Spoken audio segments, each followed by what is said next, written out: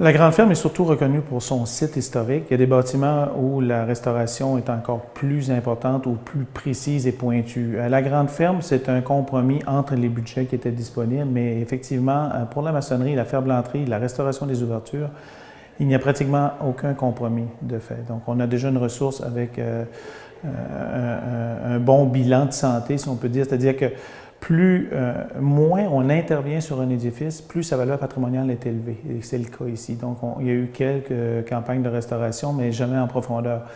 Et le budget de cette campagne qui vient tout juste de se terminer a permis d'aller plus en profondeur. Donc, effectivement, on veut s'assurer d'avoir une bonne adéquation entre le projet qu'on va faire, la transmission aux générations futures, mais le travail de nos artisans sur place.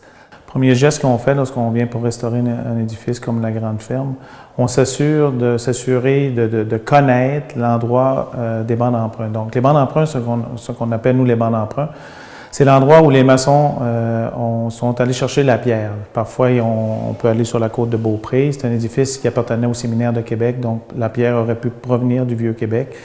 Mais dans le cas d'ici, c'est une pierre locale. Donc, on parle d'un grès et d'un calcaire. La côte de Beaupré est particulièrement riche en grès brun. Donc, quand on fait nos plans et devis, mais on s'assure que nos plans et devis vont considérer une somme d'un pourcentage assez important en grès brun. Donc, tout là, ça engage la recherche de la pierre. Une fois que les bancs d'emprunt sont bien connus, donc ça documente notre projet et la mise en œuvre est la partie la plus importante. On peut avoir nos pierres, nos bonnes pierres, notre calcaire, notre grès brun, mais si nos maçons ne savent pas qu'est-ce qu'une pierre grossièrement équarrie, s'ils ne savent pas comment équarrir de la pierre, préparer la pierre, et on ne parle pas de pierre qui est préparée en usine, on parle de pierre qui est préparée sur le site. Donc on a des tabliers, les maçons vont tailler les pierres pour que les pierres qu'on remplace aient la même dimension et la même forme que la pierre d'origine.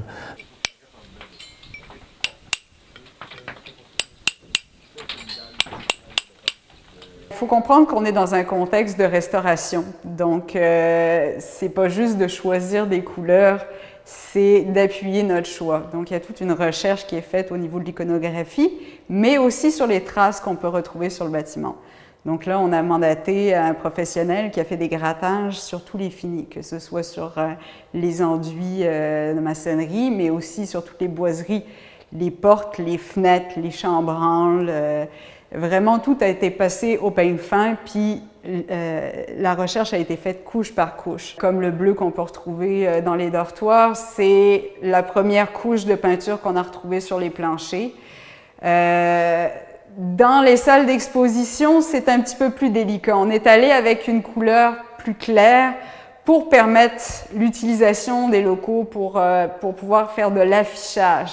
Mais à l'origine, les couleurs étaient beaucoup plus foncées. On peut le voir sur le mur témoin qui est vert. C'est vraiment des couleurs beaucoup plus foncées qui se retrouvaient à cette époque-là. Parce qu'en fin de compte, le bâtiment, bien que très traditionnel, très classique, on va dire, dans sa forme, a été construite à une époque victorienne.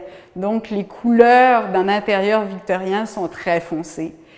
Donc, on a fait un petit compromis, dans le sens que pour pouvoir l'utiliser, le bâtiment, puis permettre, dans le fond, de le faire vivre et perdurer dans le temps, on y est allé avec une teinte plus claire, mais on est retourné chercher les couleurs plus foncées dans les boiseries, donc les portes, les rampes, les chambranles.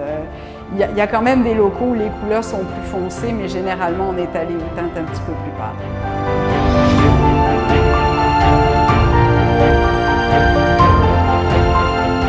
Parce que vous savez, on ne construit pas pour nous, on ne restaure pas pour nous, on restaure pour vos enfants, vos petits-enfants. C'est l'objectif des travaux de restauration, c'est de transmettre nos projets à des générations futures. Donc, autant en maçonnerie que dans d'autres domaines, on transfère cette connaissance.